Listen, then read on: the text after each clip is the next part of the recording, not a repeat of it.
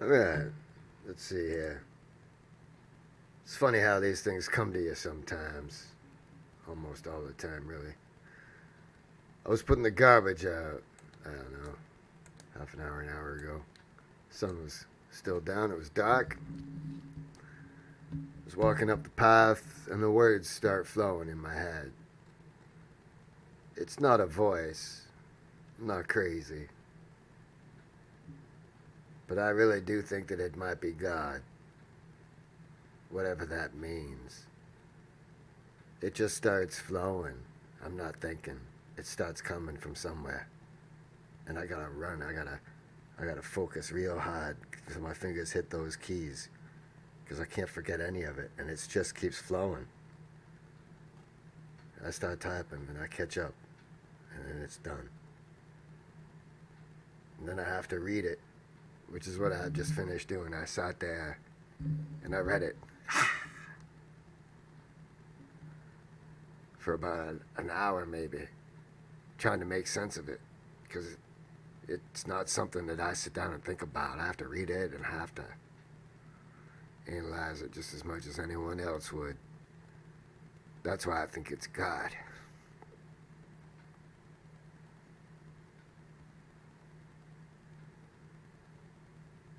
That's why I think it's God. Because He sends you messages. Sometimes you're listening. Most people are very distracted. I'm fortunate. I guess. So me standing here, if you're listening, clearly you know me, because otherwise you wouldn't be listening anymore. This isn't about singing and writing songs.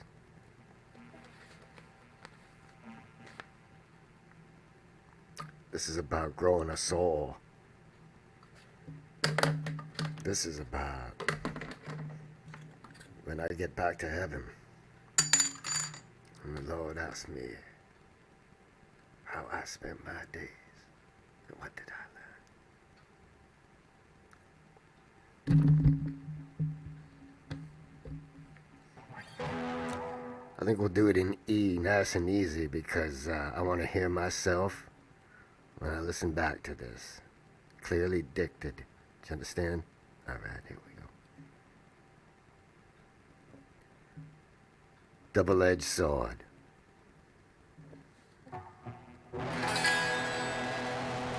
Well, my father left me like the garbage at the curb in the middle of the night. At a crossroads in the country. It changed my whole damned life.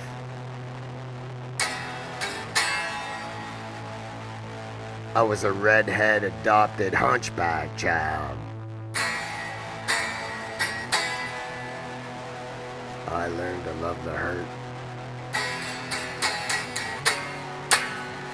Slowly the years crawled past as I was made to work.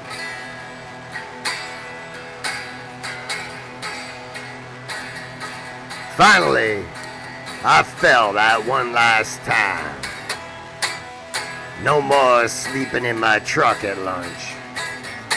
I couldn't cook a meal and still walk away, but they loaded me up a bunch.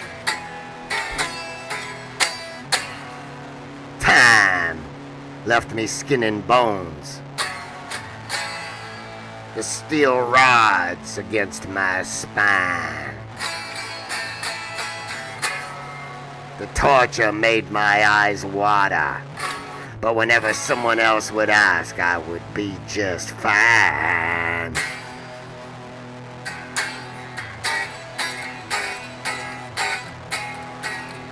I learned young not to argue.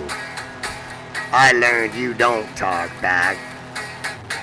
The hunchback marched to the edge of a lonely grave, no one else upon his track. Finally, I stepped in. I said he ruins you no more. I left him in my dust, and I never graced his door.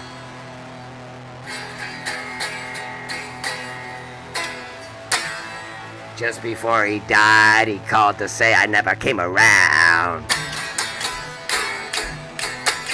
I hope that he remembers what I said each time that he looks down. Sometimes I still catch myself, doing what I'm told.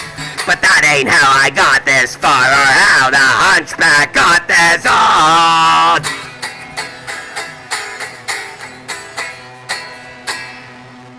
Well, you can lead a horse to water, but you can't make it drink.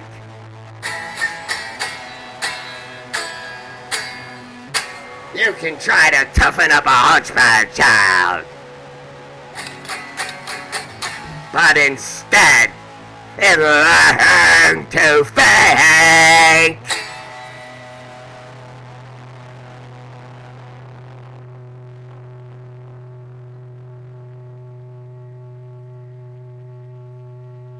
Attaboy, son. Courage, my man.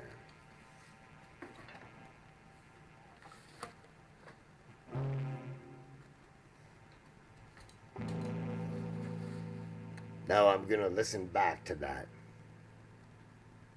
And I'm gonna assess how the little hunchback boy did.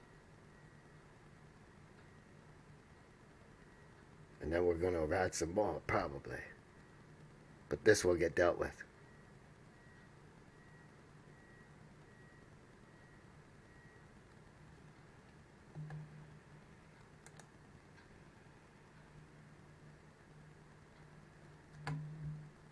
Alright?